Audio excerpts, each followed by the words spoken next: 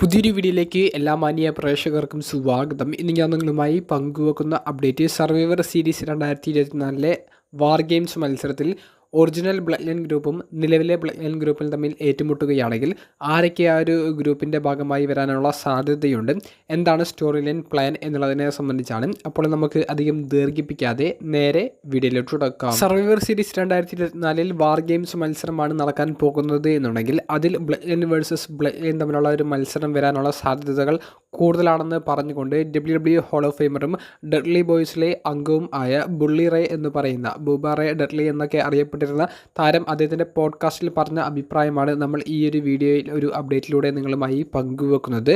Original blood line group എന്ന് പറയുന്നത് Roman റെയിൻസും ഊസോസും ഉൾപ്പെട്ടിട്ടുള്ളതാണ്.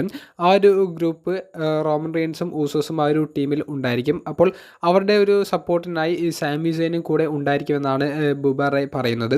അതുപോലെ തന്നെ ഇപ്പോഴത്തെ ബ്ലഡ് ലൈൻ ഗ്രൂപ്പിനെ റെപ്രസെൻറ്റ് ചെയ്തുകൊണ്ട് റോക്ക് വരാനുള്ള സാധ്യത ഉണ്ടെന്ന് പറയുന്നുണ്ട്. കൂടാതെ നിലവിലുള്ള 3 മെമ്പേഴ്സ് സോളോ സിക്കോവ, അതുപോലെ ടോങ്ക ലോവ, ടാമ ടോങ്ക, അങ്ങനെയുള്ള ഒരു 4 മെമ്പേഴ്സ് തമ്മിലുള്ള ഒരു 8 മെൻ ഒരു ടാഗ് ടീം ഒരു വാർ ഗെയിംസ് മത്സരമായിരിക്കും കാണാൻ സാധിക്കുക എന്നുള്ളതാണ് ഇപ്പോൾ അദ്ദേഹത്തിൻ്റെ ഒരു പോഡ്കാസ്റ്റിൽ ബുബാറെ ഒരു അപ്ഡേറ്റ് പോലെ അഭിപ്രായം പോലെ പറയുന്നത്. എന്നാൽ അതിൻ്റെ കൂടെ കൂട്ടിച്ചേർക്കേണ്ടത് ഈ സ്റ്റോറി ലൈൻ എങ്ങനെ കണക്ട് ചെയ്യും എന്നുള്ളതാണ്. അതായത് ജെ ഊസോയും ബ്ലഡ് ലൈൻ ഗ്രൂപ്പും തമ്മിലുള്ള ഒരു സ്റ്റോറി നിലവിൽ നടക്കാനുള്ള സാധ്യത ഉണ്ടെന്ന് അവർ ചെറിയ രീതിയിൽ ടീസ് ചെയ്ത് തുടങ്ങിയിട്ടുണ്ട്. അങ്ങനെ ജെയും ആ ഒരു ഗ്രൂപ്പിൽ തമ്മിലുള്ള ഒരു ഫൈറ്റ് നടക്കുന്ന ഒരു സമയത്ത് ജിമ്മി ഊസോയുടെ ഒരു വമ്പൻ തിരിച്ചുവരവ്, അങ്ങനെ ജിമ്മിയും ജെയും കൂടി ആ ബ്ലഡ് ലൈൻ ഗ്രൂപ്പിനെതിരെ അവർ പോരാടുന്നു. പക്ഷേ അവർക്ക് അവിടെ നമ്പേഴ്സിൻ്റെ ഒരു ഡിഫറൻസ് ഉണ്ട്. അതായത് ബ്ലഡ് ലൈൻ്റെ ഒപ്പം 3 പേരുണ്ട്, ജിമ്മിയും ജെയും മാത്രമേ ഉള്ളൂ. അവിടെ വേണമെങ്കിൽ സാമിസിൻ്റെ ഒരു അപ്പിയറൻസ് നമുക്ക് പ്രതീക്ഷിക്കാം. സാമി വന്ന് ജെയുടെയും ജിമ്മിയുടെയും കൂടെ നിന്ന് ഒരു 3-on-3 സിറ്റുവേഷൻ ആകുന്നു. ആ ഒരു സമയത്ത് റോക്ക് വന്നുകൊണ്ട് റോക്കും ഈ ഗ്രൂപ്പിനെതിരെ നിൽക്കുന്നു. അതായത് ജെ, ജിമ്മി തുടങ്ങിയവർക്കെതിരെ നിൽക്കുന്നു. അത് പുതിയ ടീമിൻ്റെ ഒപ്പം ചേർന്നുകൊണ്ട് അവിടെ റോമൻ റെയിൻസിൻ്റെ ഒരു റിട്ടേൺ അത് നമുക്ക് കാണാൻ സാധിക്കുന്നു. റോമൻ ആണെങ്കിൽ ഒറിജിനൽ ബ്ലഡ് ലൈൻ ഗ്രൂപ്പിൻ്റെ കൂടെ നിന്ന് അതൊരു 4-on-4 സിറ്റുവേഷൻ ആക്കുന്നു, ഒരു വാർ ഗെയിംസ് മത്സരം അനൗൺസ് ചെയ്യുന്നു.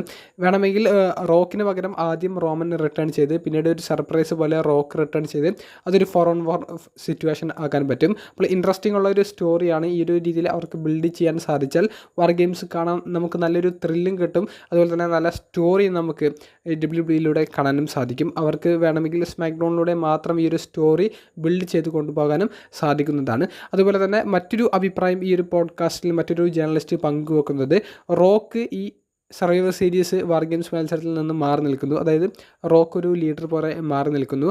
റോക്കിന് പകരം പുതിയ മെമ്പറായിക്കൊണ്ട് ജാക്കബ് ഫാറ്റു വന്ന് ഈ വാർ ഗെയിംസ് മത്സരത്തിൽ സോളോ സിക്കോവയുടെ ബ്ലഡ് ലൈൻ ഗ്രൂപ്പിൻ്റെ ഒപ്പം നിന്നുകൊണ്ട് ഫൈറ്റ് ചെയ്യുന്ന ഒരു ഭാഗം.